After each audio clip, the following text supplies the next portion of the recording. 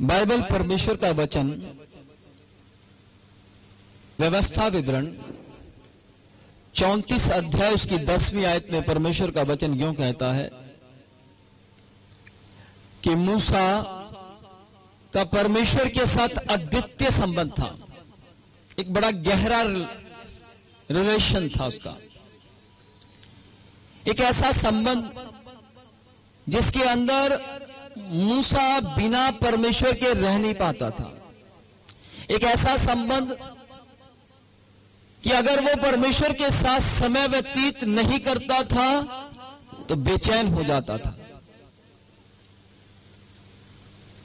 मैं आज आपको इसी वचन से अपनी गवाही बताऊंगा कि 1995 में जब मैं प्रभु में आया तो कैसा था, और जब मैंने प्रार्थना करना शुरू किया तो मैं कैसा बन गया।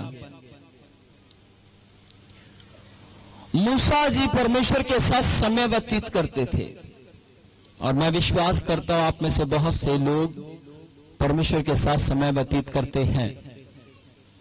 मैं विश्वास करता हूं आप में से बहुत से लोग जैसे ब्रश करते हैं, और ब्रश जिस दिन छूट जाए उस दिन ऐसा लगता है जैसे कुछ मिस हो रहा है, कुछ रह गया है, कुछ ना कुछ मिसिंग है, और फिर वो दांत अजीब से लगने शुरू हो जाते हैं। फिर एकदम से याद आता हो आज मैंने ब्रश नहीं किया, और फिर जब हम ब्रश करते हैं तो हमारे दांत फ्रेश लगने शुरू हो जाते हैं। Praise the Lord. मूसा का परमेश्वर के साथ कुछ ऐसा ही संबंध था। मूसा जिस दिन प्रार्थना नहीं करते होंगे, मूसा जी जिस दिन प्रार्थना नहीं करते होंगे तो उनको ऐसा फील होता होगा। क्यों मैं ऐसा बता रहा हूं? क्योंकि मेरे साथ ऐसा होता है। Praise the Lord. पहली बात तो प्रार्थना नहीं छूटती, लेकिन जिस दिन अचानक किसी कारणवश या कहीं पर बिजी होने के कारण मैं अगर प्रार्थना ना कर पाऊं तो अजीब सा महसूस होता है। पवित्र शास्त्र परमेश्वर का वचन यूं कहता, पूरे इज़राइल के अंदर मूसा के जैसा व्यक्ति कोई नहीं था जिससे परमेश्वर आमने सामने बात करता हो। पूरे इज़राइल में एक ही व्यक्ति था, वो मूसा था, जिसके साथ परमेश्वर आमने सामने बात करता था। एक दूसरे का हाथ पकड़कर बोलिए, परमेश्वर मूसा से आमने सामने बात करता था। परमेश्वर करता था। परमेश्वर कहे तो कौन? पूरी पृथ्वी को बनाने वाला। परमेश्वर कहे तो कौन? जिसने आपके और मेरे बेडोल तत्व को हमारी मां की कोख में अद्भुत रीति से बनाया। परमेश्वर कहे तो कौन? जो आपका और मेरा उठना बैठना जानता है, हमारे विचारों को दूर ही से समझ लेता है। आमीन। परमेश्वर कहे तो कौन? जो हमें जरा सा दुख हमारे ऊपर आने नहीं देता, जो हमें हर प्रकार की तकलीफ से, हर प्रकार की मुसीबत से, हर प्रकार के क्लेश से निकालने की सामर्थ्य रखता है। वो परमेश्वर मूसा से आमने सामने बात करता था। अभी देखिए मैं कितने दूर का सफर कर कर आया यहां, और आप यहां पर बहुत समय से बैठे हैं सिर्फ इसलिए कि आज हम विनोद प्रोचिया को आमने सामने देखेंगे। हो सकता है बहुत से लोग मुझे चैनल पर देखते हों, प्रोग्राम देखते हों, और आपके अंदर एक तमन्ना, प्रेज़ द लॉर्ड, कि हम लोग आमने सामने देखेंगे। लेकिन ध्यान से सुनिएगा, मैं कुछ भी नहीं हूं, मैं बिल्कुल जीरो हूं। लेकिन यहां पर पवित्र शास्त्र यूं कहता है, राजाओं का राजा, सर्वशक्तिमान परमेश्वर, सर्वश्रेष्ठ परमेश्वर, सर्वज्ञानी परमेश्वर मूसा जी से आमने सामने बात किया करते थे। Praise the Lord. आमने सामने बात करते थे। वो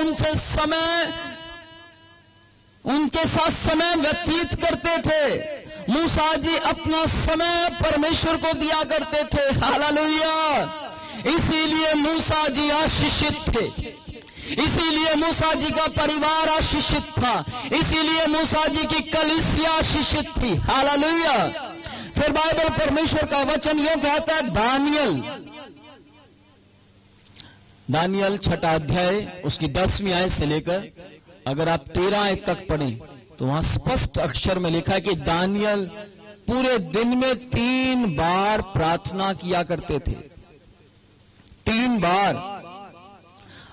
आज मैक्सिमम आदमी मेरे ख्याल से ब्रेकफास्ट, लंच, डिनर और डिनर से पहले ब्रंच भी करता है, 4 टाइम खाता है। लेकिन दानियल जी 3 बार खाएं या ना खाएं, लेकिन 3 समय प्रार्थना जरूर किया करते थे। 3 वक्त की प्रार्थना थी उनकी, और 3 बार वो अपने परमेश्वर को धन्यवाद देते थे।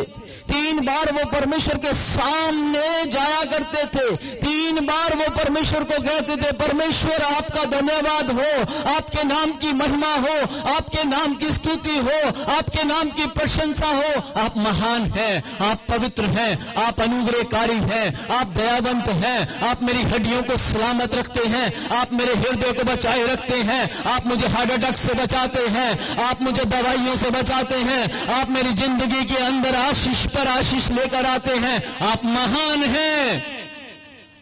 Praise the Lord. वो 3 वक्त परमेश्वर की महिमा करते थे, 3 वक्त परमेश्वर को दिया करते थे, 3 बार परमेश्वर के सामने जाते थे। हालेलुया। बहुत बड़ी बात है।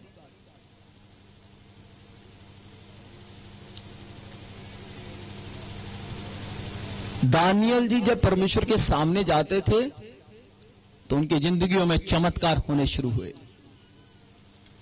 मूसा जी परमेश्वर के सामने जाते थे तो उनके भी जीवन में चमत्कार हुए। आमीन।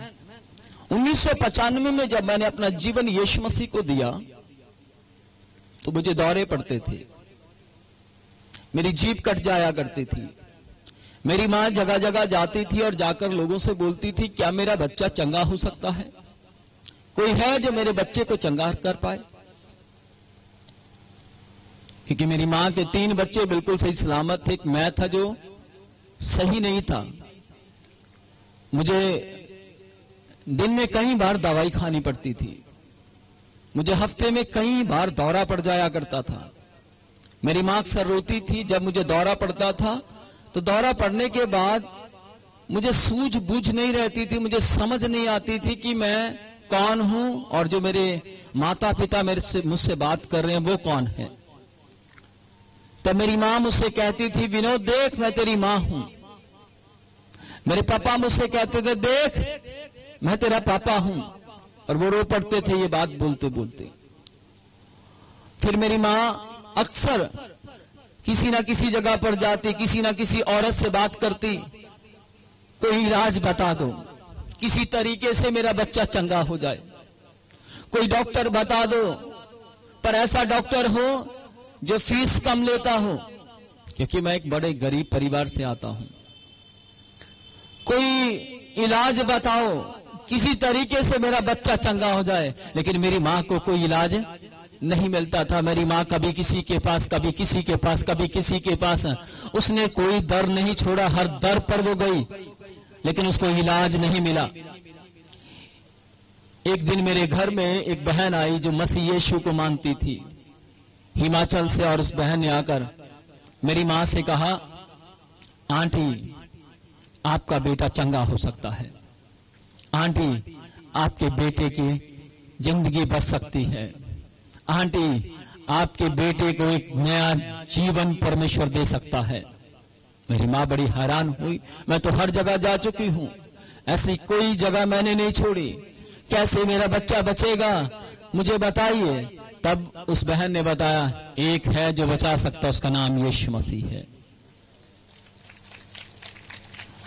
और मेरी मां को विश्वास नहीं हुआ। मेरी मां ने कहा, इतने गॉड्स के पास मैं गई, वो नहीं बचा पाए, तो ये एक क्या करेगा, ये कैसे बचाएगा?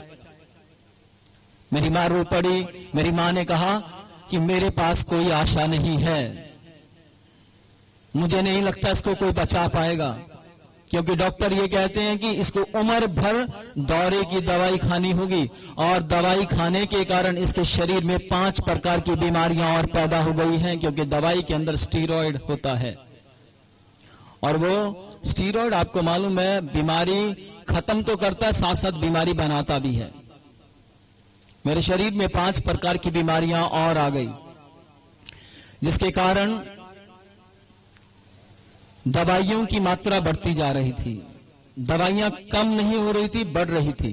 जब भी डॉक्टर के पास 1-1.5 महीने बाद मैं जाता था तो डॉक्टर कुछ ना कुछ बीमारी बताता था कि इसको अभी ये दवाई भी खानी होगी।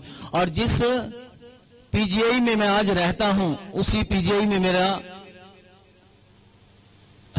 इलाज चलता था।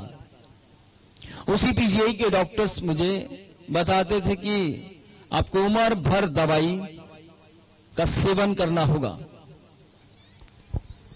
उसके बाद एक दिन वो बहन जब मेरे घर में आई, उसके बाद दोबारा फिर से मेरे घर में आई और मेरी मां से कहने लगी, आंटी आप कहते रहते हैं कि मेरे बच्चे को बचाओ, मेरे बच्चे को बचाओ, लेकिन आप खुद ही नहीं बचाना चाहते। अगर आप बचाना चाहते तो एक बार आप अपने बच्चे को मसीह यीशु को मानने वाले, हालेलुया बोलने वाले लोगों की मीटिंग में एक बार भेज दीजिए। आप एक बार भेजकर तो देखिए। मेरी मां कहती है ठीक है जाओ ले जाओ, लेकिन अगर ये चंगा हुआ तो ये यीशु का। तो उन्होंने बोला आंटी क्या आप विश्वास नहीं करेंगे? हाँ वो बाद में देखेंगे। मैं करूंगी विश्वास, नहीं करूंगी वो बाद में देखेंगे, पहले इसको ले जाओ।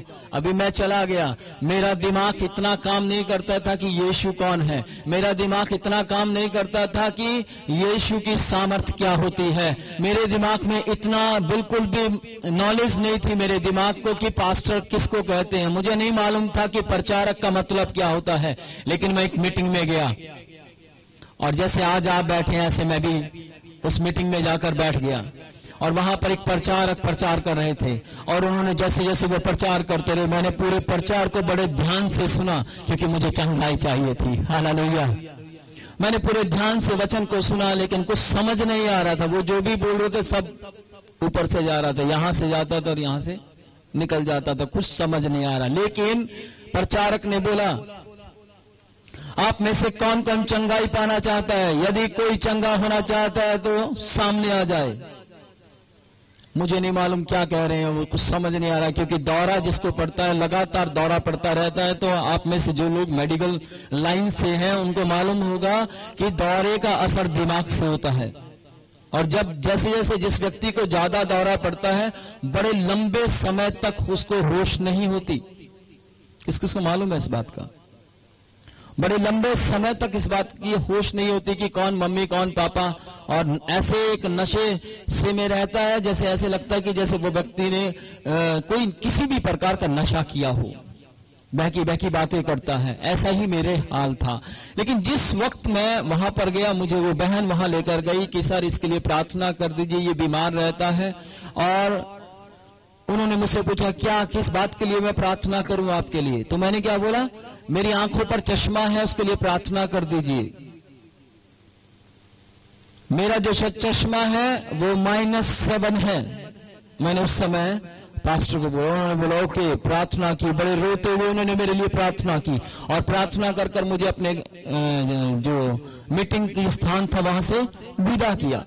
मैं अपने घर में पहुंचा और जब मैं अपने घर में पहुंचा मुझे बड़ा फ्रेश लग रहा था, बहुत ताजा लग रहा था। और मैं आपको बताना चाहता हूं कि जब मुझे अच्छा लगने लगा मैंने चर्च जाना शुरू किया और मैं चर्च जाता रहा और मैंने अपने पास्टर से बोला, पास्टर मुझे प्रभु में कैसे बढ़ना होगा, मुझे थोड़ा सा आप बताइए। पास्टर ने मुझे बोला 2 काम आपको करने हैं।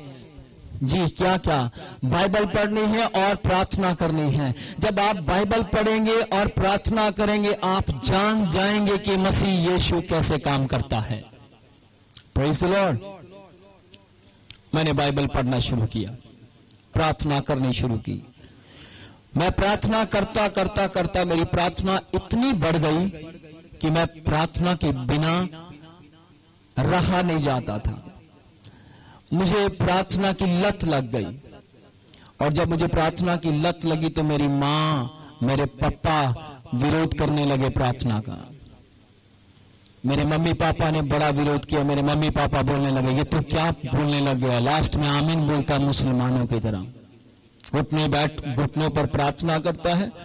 वो भी उनको मालूम नहीं था, क्रिश्चियन लोग जो क्रिश्चियनिटी से संबंध रखते हैं वो लोग भी घुटने टेक कर प्रार्थना करते हैं। उनको मालूम नहीं था कि वो भी लास्ट में आमीन बोलते। वो सोचते हैं हमारा बेटा मुसलमान बन गया। वो बहुत सी बातें अलग अलग की प्रकार की मुझे बोलने लगे, डांटने लगे। और मैंने सोचा कि यार अब इनके सामने प्रार्थना करना बंद करना पड़ेगा, मैं छिपकर प्रार्थना किया करूंगा। लेकिन एक रात मैंने अपने पास्टर से बोला, पास्टर मेरा परिवार बहुत विरोध कर रहा है, मैं जब भी प्रार्थना करता हूं वो कुछ ना कुछ बातें बोलना शुरू करते हैं, मैं क्या करूं। पास्टर ने मुझे बोला, विनोद कुछ हो जाए, एक गांठ बांध ले, मुझे दो काम बंद नहीं करने हैं, एक तो वचन पढ़ना बंद नहीं करना है, दूसरा प्रार्थना करना बंद नहीं करना है। तो मैंने बोला, सर अगर मेरी पिटाई हो जाए तो, पिटाई भी हो जाए तो भी बंद नहीं करना है। मैंने बोला ओके। मेरे लिए पास्टर कहे तो यीशु मसीह, पास्टर ने जो कह दिया वो डन है, वो मुझे करना है, आमीन। तो मैं बताना चाहता हूं कि मैं अपने घर पहुंचा और मैंने सोचा कि ठीक है यार, मार तो पड़ेगी मुझे, पक्का पड़ेगी। मैंने एक रात, सुबह रात हो रही थी लेकिन सुबह मैंने प्रार्थना करने का प्लान बनाया, करीब 2:30 बजे के करीब। उस समय बहुत अंधेरा था और मैंने सोचा क्यों ना इस समय प्रार्थना किया करूंगा, क्योंकि इस समय माता पिता सब सोए होते हैं। मैं उठकर प्रार्थना करने लगा। 1 दिन, 2 दिन, 3 दिन, 4 दिन, 5 दिन मैं ऐसे ही करता। क्या करता, माता पिता सो जाते, जब उनके घराटे की आवाज आती और मैं उठ जाता और मैंने प्रार्थना करना शुरू किया। लेकिन मैं आपको बताना चाहता हूं, एक दिन क्या हुआ, मेरी मां को फुस फुस फुस फुस फुस फुस बुढ़ाने की आवाज आई और मेरी मां उठी और मेरी मां ने उठते ही मेरे बहुत जोर से थप्पड़ धर दिया और मैं डर गया, बहुत सहम गया। मैंने बोला वो, मैं एकदम से रजाई ली और सो गया। सोया तो नहीं था लेकिन लेट गया अंदर और दिमाग में टेंशन थी कि अब कल क्या होगा, कल कहां प्रार्थना करूंगा। मां को पता लग गया है। मां मेरी लेटी लेटी कहती है, पता नहीं इसको कहां से ये नशा सा पड़ गया है, पता नहीं इसका क्या होगा, समझ नहीं कुछ भी आ रही। मैं टेंशन में था, पूरी सुबह तक होते तक यही सोचता रहा। स्कूल भी गया तैयार होकर, लेकिन यही बात सोचता रहा कि मैं आज रात जब हो जाएगी, उसके बाद जब सुबह होगी तो मैं प्रार्थना कहां करूंगा। और मैं प्रार्थना करता रहा, अंदर ही अंदर प्रार्थना करता रहा। स्कूल में मेरा दिल नहीं लग रहा है और मेरी प्रार्थना का समय छूट गया। मैं बहुत रोने लगा और मेरी जब रिसेस का टाइम था, मुझे अच्छी तरह याद है, स्कूल में रिसेस के टाइम में मैंने बैठकर बहुत रोया, परमेश्वर से बोला, प्रभु प्लीज मेरी सहायता कीजिए, मुझे और दूसरी जगह बता दीजिए, मुझे बताइए मैं कहां बैठकर प्रार्थना करूं, कुछ समझ नहीं आ रहा है। लेकिन मुझे समझ नहीं आया। लेकिन मैं अपने स्कूल से जब अपने घर पहुंचा तो मुझे फट दिमाग में आया, वॉशरूम में प्रार्थना करेंगे। वॉशरूम में प्रार्थना करूंगा तो किसी को पता ही नहीं लगेगा। Praise the Lord. मैंने प्रभु से बोला, प्रभु अगर मैं वॉशरूम में प्रार्थना करूंगा तो क्या आप मेरी प्रार्थना ग्रहण करेंगे? तो मुझे साउंड आता है, यस करूंगा। मैं समझ गया कि परमेश्वर देख रहा है मुझे, आमीन।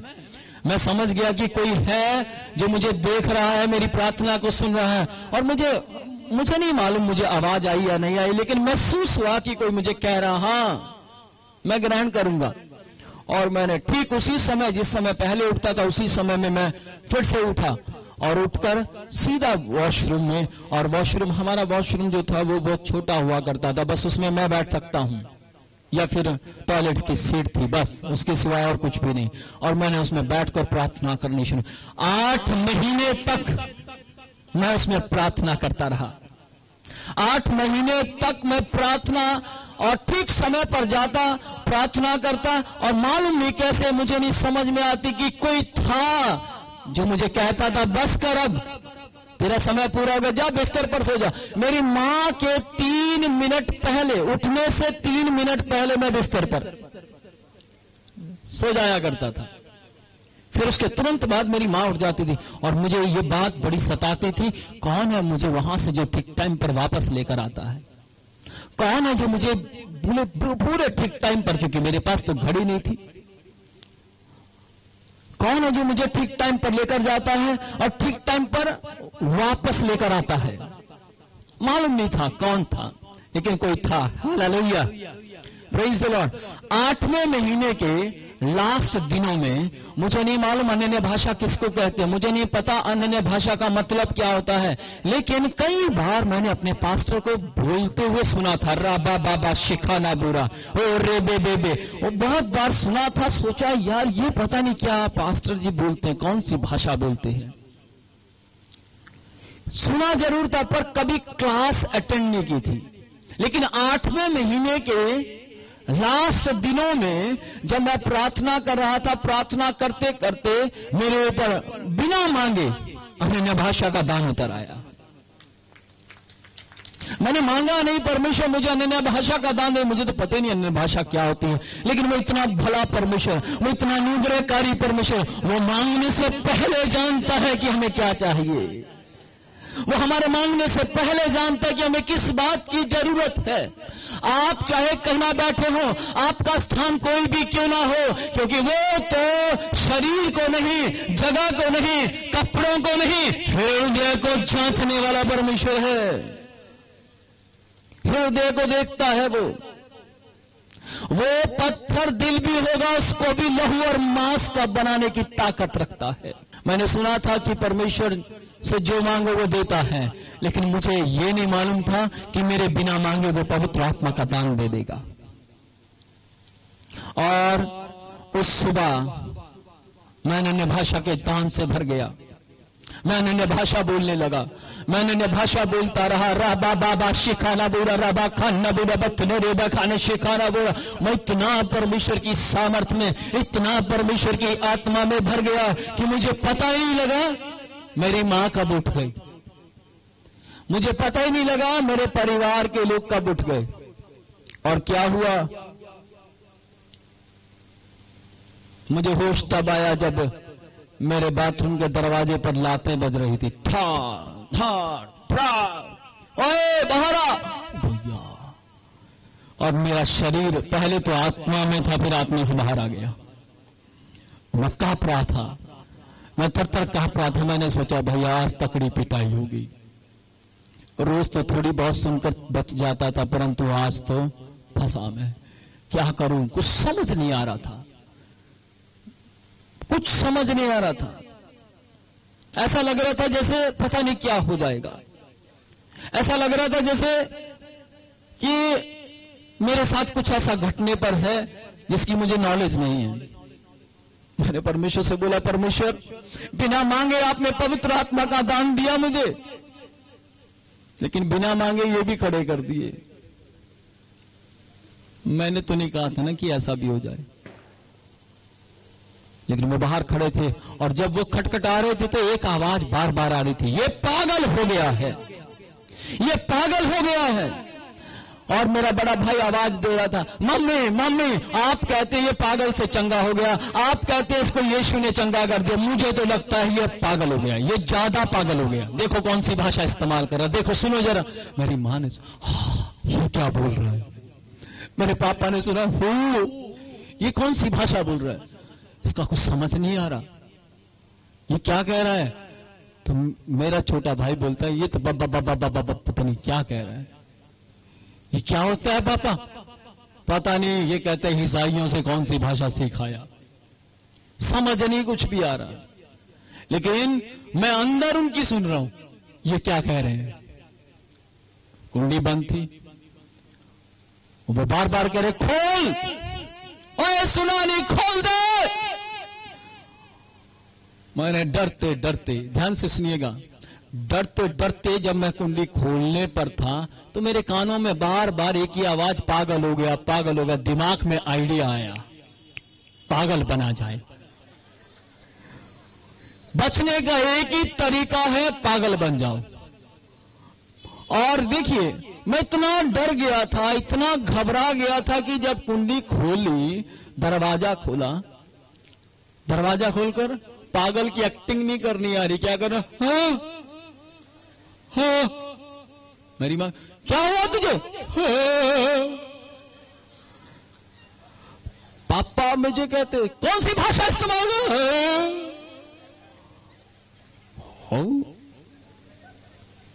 और मेरी मां क्या कहती है? मां डर गई, पता नहीं भैया इसको अंदर क्या हो गया, तो कुछ अलग से एक्शन कर रहा है। और मेरी मां कहती, कोई कुछ नहीं कहेगा, कोई कुछ नहीं कहेगा, हटो हटो, कोई कुछ नहीं कहेगा। और मेरी मां ने मुझे ऐसे लिया और लेकर चल दी और मैं बच गया। अंदर ही अंदर मेरे लड्डू फूट रहे थे। मैं खुशी से बता नहीं सकता क्या हो रहा था। मैं बच गया, नहीं तो बहुत पड़ती। मां मारती अलग, पापा मारता अलग, और बड़ा भाई था वो कुछ और करता। और मैं बिस्तर पर गया, सोचने लगा। मां पूछ रही, बेटा क्या हो गया था तुझे? मां मुझसे पूछ रही अलग से अलग प्रश्न, लेकिन मेरे दिमाग में यहां भी फंस गया, प्रार्थना कहां करूंगा, अब क्या करूंगा। मेरी मां कहती, क्या बात, तू बड़ा खोया खोया से है, क्या हो गया तुझे? कुछ नहीं कुछ नहीं। अच्छा ठीक है ठीक है, चल कोई नहीं, तू रेस्ट कर। रेस्ट कर रहा हूं, लेकिन सोया सोया सोच रहा हूं, लेटा लेटा सोच रहा हूं, प्रभु प्रार्थना की जगह बता ना। मम्मी कहती है, चल तैयार हो जा, तूने स्कूल जाना। हाँ हाँ, कपड़े चेंज करना, लेकिन दिमाग में यार प्रार्थना की जगह कहां प्रार्थना करूंगा, कहां प्रार्थना करूंगा, कुछ समझ नहीं आ रहा। परमेश्वर प्लीज। स्कूल में चला गया। रिसेस के समय में बच्चे खाना खा रहे हैं, मेरा खाना सूख रहा है, लेकिन मुझे एक ही बात की चिंता, मैं प्रार्थना कहां करूंगा। कुछ समझ नहीं आया। घर पहुंचा, उस दिन मैं आधी छुट्टी में रिसेस में ही घर आ गया, स्कूल से फरार होकर। समझ रहे हैं? लेकिन मेरे अंदर एक लगन थी कि मैं प्रार्थना करूं, कहां करूंगा, दिल नहीं लग रहा था मेरा। मैं ये नहीं कह रहा कि आप भी फरार हो जाएं स्कूल से, लेकिन मैं बता रहा हूं कि मुझे समझ नहीं आ रहा था, एक बच्चा होने के नाते मैं क्या करूं। जब मैं अपने घर पहुंचा और मैं प्रार्थना कर रहा था, और प्रार्थना करते करते फट मेरे दिमाग में आया, क्या बाथरूम की छत पर प्रार्थना करेंगे? हो, ये जगह सही है। बाथरूम में तो पकड़ा गया, बाथरूम की छत पर कौन पकड़ेगा? Praise the Lord. और मैंने सोचा, प्रभु तेरा धन्यवाद, धन्यवाद परमेश्वर, आपने मुझे फिर से आइडिया दिया, हालेलुया। और मैंने क्या किया, फिर वही टाइम उठा और उठकर बाथरूम की छत पर। अभी मुझे 1 महीना ही बीता था बाथरूम की छत पर प्रार्थना करते हुए, क्योंकि अब परिवार को पता लग गया था ये उठता है इस टाइम। और उस दिन सुबह के समय में मेरा बड़ा भाई छत पर आया, और छत पर आकर उसने देखा कि मैं रो रहा हूं और प्रार्थना कर रहा हूं। और जब उसने इस तरीके से देखा तो उसने एक दिया, तुझे सिर्फ प्रार्थना और बाइबल, उसके सिवाय कुछ नहीं दिखता। और मैं डर गया, क्योंकि बाइबल में लिखा है पलट कर जवाब मत देना। बाइबल में लिखा है तू मत लड़ना, मैं लड़ूंगा। बाइबल में लिखा है मैं तेरी ओर से जवाब दूंगा। Praise the Lord. दिल में तो बहुत कुछ शब्द आ रहे थे, बड़ा दिल में आ रहा था, यार क्या गलत करता हूं मैं, क्या गुनाह करता हूं। कोई गंदी बातें नहीं करता, मैं सिर्फ प्रार्थना ही तो करता हूं, और क्या करता हूं। बड़े शब्द मेरे दिलो दिमाग में आ रहे थे, लेकिन साथ साथ पास्टर के कहने से बाइबल भी तो पढ़ता था, हालेलुया। और जब आप और मैं साथ साथ बाइबल भी पढ़ते हैं, प्रार्थना भी करते हैं, बाइबल भी पढ़ते हैं, प्रार्थना भी करते हैं, तो जब प्रार्थना को काम करना चाहिए तब प्रार्थना काम करेगी, और जब बाइबल को काम करना चाहिए तब बाइबल काम करेगी। Praise the Lord. मेरे जीवन में ऐसा ही था। जब प्रार्थना को काम करना चाहिए तब प्रार्थना मेरे जीवन में काम करती थी, जो जब वचन को काम करना चाहिए तब वचन काम करता था। आमीन। मैं चाहता तो अपने भाई को जवाब दे सकता था, परंतु बाइबल ना पढ़ता होता तो शायद जवाब जरूर देता, लेकिन बाइबल पढ़ता था। और बाइबल यूं कहती है, परमेश्वर का वचन भजन संहिता 38 अध्याय उसकी 13वीं आयत में लिखा है कि तू बुराई के लिए ऐसा हो जा कि बोलना नहीं जानता। आमीन।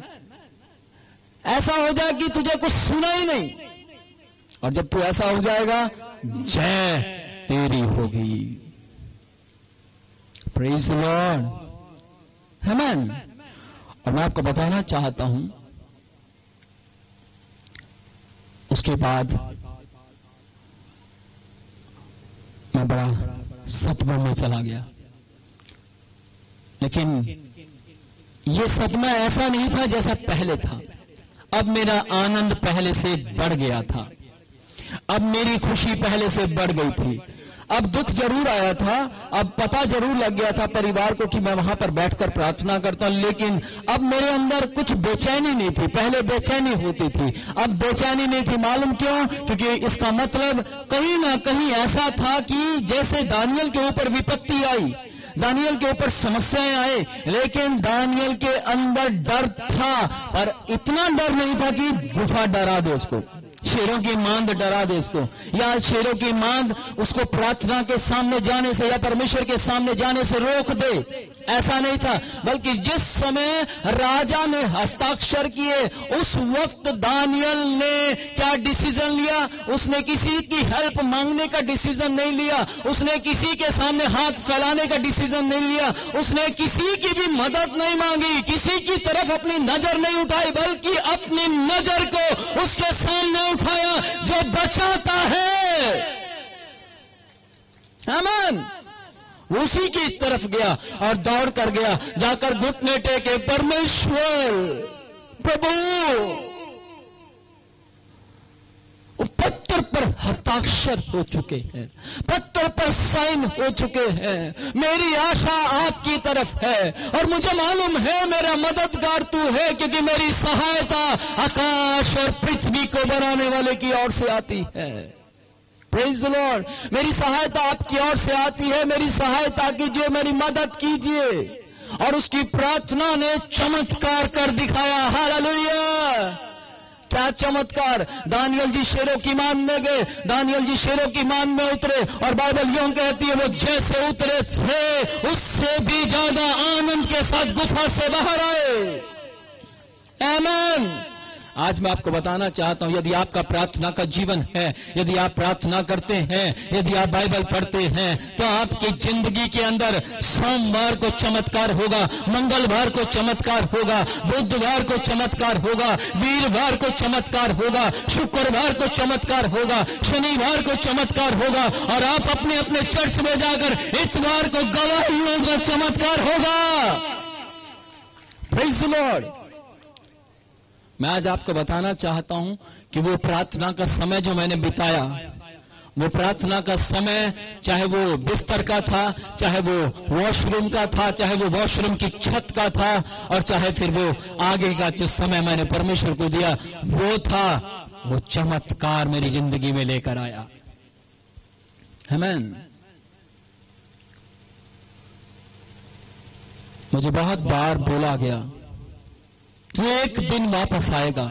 बहुत बार लोगों ने बोला ये जो जिंदगी तू जी रहा है एक दिन जिंदगी से वापस लौट आएगा, तब तुझे पता लगेगा ये जिंदगी कैसी है। लेकिन मैं आपको बताना चाहता हूं, मैं आज तक वापस नहीं गया। हालेलुया।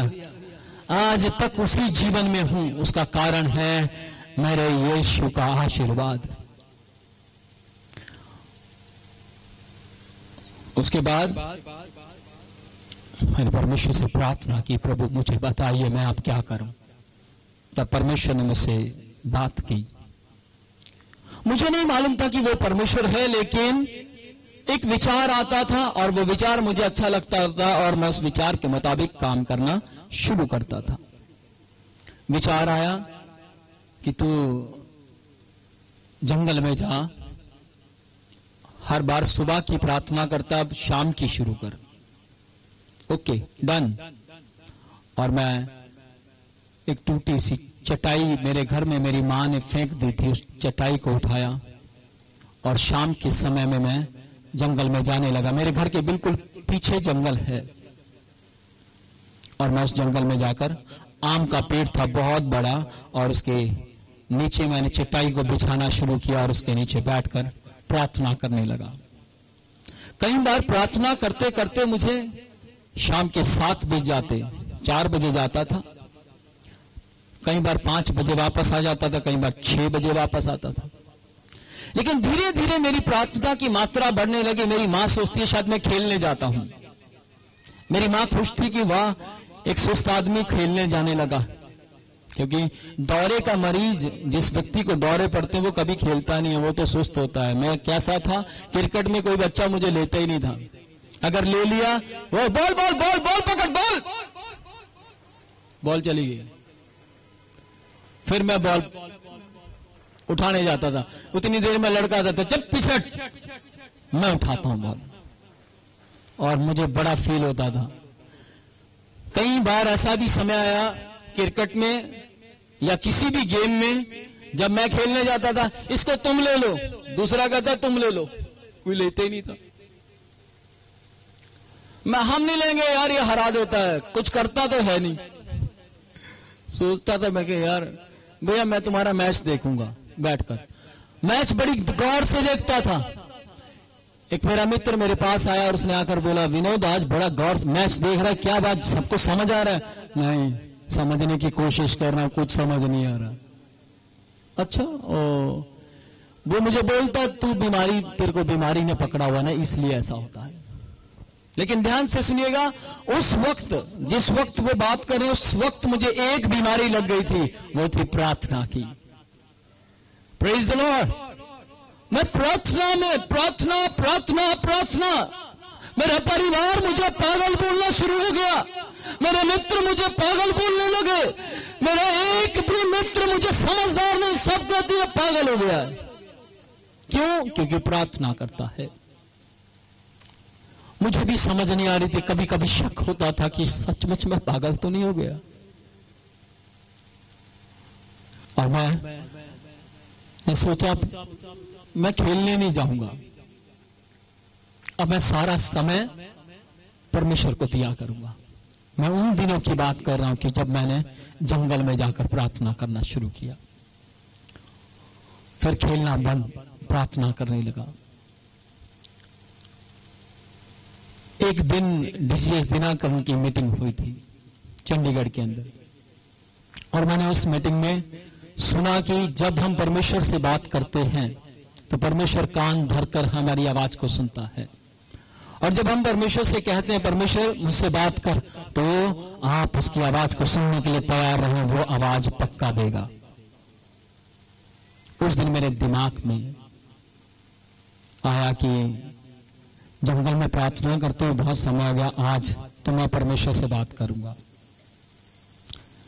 उस रात में प्रार्थना नहीं कर पाया, क्योंकि रात को मुझे घर में आते आते बहुत समय हो गया मीटिंग अटेंड कर। लेकिन नेक्स्ट डे मैंने सोचा आज परमेश्वर से बात करूंगा, आज परमेश्वर की आवाज को सुनूंगा।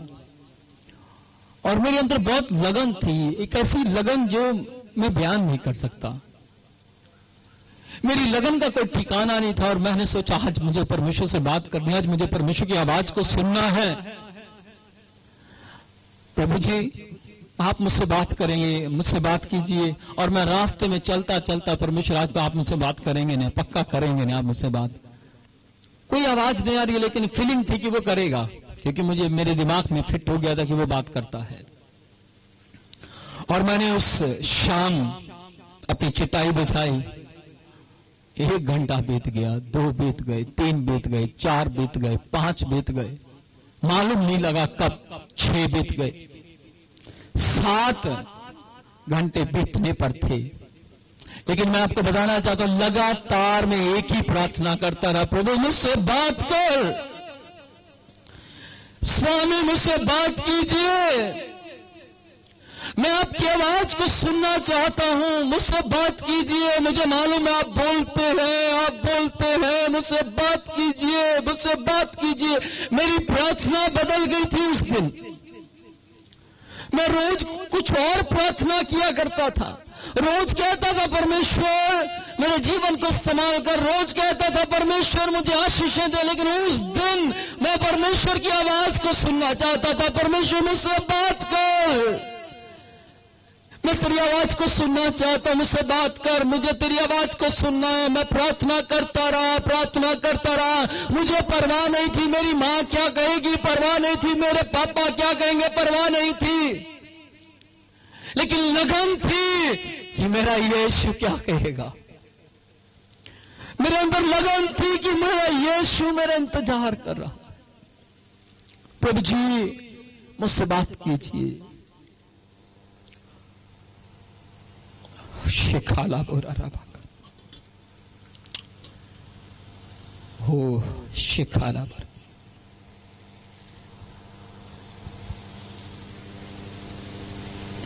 आप अपनी मम्मी से बात करना चाहते हैं, आप अपने पापा से बात करना चाहते हैं।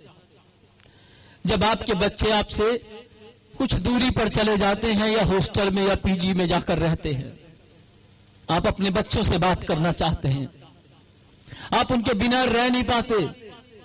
अगले दिन ही व्हाट्सएप पर, मेल पर या किसी भी तरीके से बात करना चाहते हैं। बेटा मेरा तेरे बिना दिल नहीं लगता। बेटा या बेटी मैं अपने घर का काम कैसे करूं समझ नहीं आती। एक बहन मेरे पास आई, रो पड़ी, हो अपोस्टल मैं क्या करूं, मेरी जो बेटी है वो हॉस्टल में गई है और उसके बिना मेरा दिल नहीं लगता, मैं क्या करूं समझ नहीं आती मुझे। अपोस्टल जी आप प्रार्थना कीजिए, कुछ ऐसा रास्ता परमेश्वर निकाले। और हॉस्टल का एक सिस्टम है कि 6 महीने बाद ही मां बाप बात कर सकते हैं। मैं क्या करूं मुझे समझ नहीं आ रहा। तब मैंने उनसे बोला, बहन जैसे आप अपने बच्चे के लिए तड़प रहे हैं, आप भी किसी की बच्ची हैं और वो भी आपके लिए तड़पता है। क्या आप उससे बात करते हैं? उसने बोला, अपोस्टल बहुत दिन हो गए मैंने परमेश्वर से बातचीत नहीं की। तो आज आप अपने परमेश्वर से बातचीत कीजिए, वो आपके लिए उपाय निकालेगा।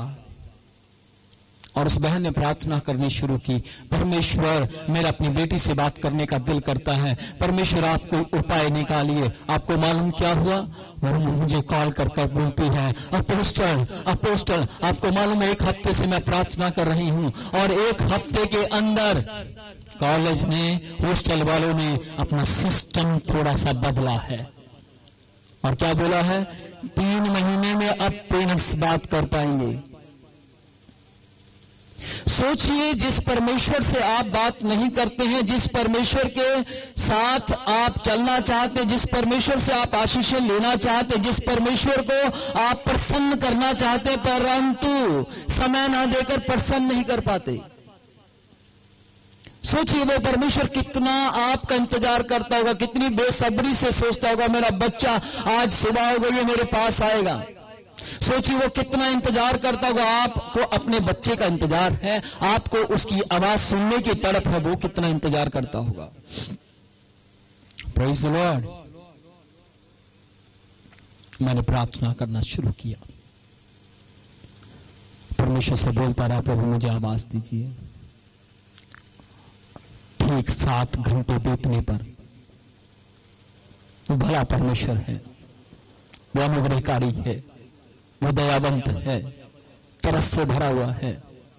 पवित्र शास्त्र यूं कहता है, मैं बहरा नहीं कि तुम्हारी आवाज को ना सुन सकूं, ना मेरे हाथ इतने छोटे हैं कि तुम्हें संभाल ना सके। आकाश मेरा सिंहासन, पृथ्वी मेरे पैरों की चौकी है। तुम पृथ्वी पर ऐसा कौन सा भवन बनाओगे जिसमें मैं निवास कर सकूं, क्योंकि तुम्हारा दिल मेरा मंदिर है। मैं तुम में रहना चाहता हूं, मैं तुम्हारे संग रहना चाहता हूं, मैं तुम्हारे साथ चलना फिरना चाहता हूं। Praise the Lord. और 7 घंटे बाद एक आवाज आई, विनोद विनोद।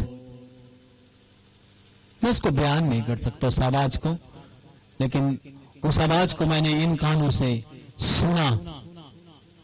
आवाज पहले भी सुनता था, लेकिन इस बार की जो आवाज थी वो बिल्कुल डिफरेंट थी, बिल्कुल अलग थी।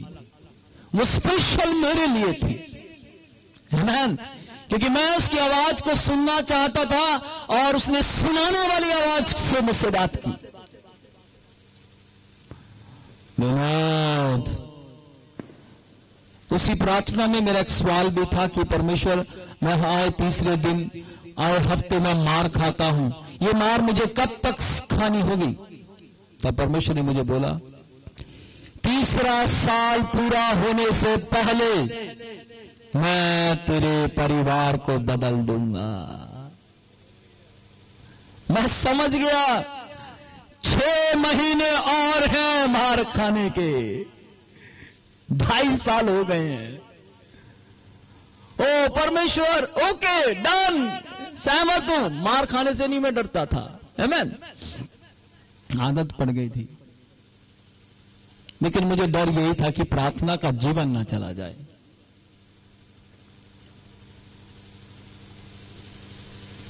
और मैं बस इतना सुना और पागल हो गया। अंदर एक ही विचार था कि किसको बताऊं कि आज उसने मुझसे बात की है। हालेलुया। ओ मैं पूरा बेचैन था, किसको बताऊं किसको बताऊं। दिमाग में आया, मां को बताऊंगा तो थप्पड़, पापा को बताऊंगा तो थप्पड़। पूरी रात बेचैन था, किसको बताऊं। उसने मुझसे बात की थी, हालेलुया। उसने मुझसे कहा था, तेरी प्रार्थनाएं हिंदुस्तान में जागृति लेकर आएगी, तेरी प्रार्थनाएं तेरे घराने को बदल देगी, तेरी प्रार्थनाएं तेरे परिवार के अंदर बहुत से सेवकों को उठाकर खड़ा करेगी। आमीन। मुझसे बात की थी परमेश्वर ने।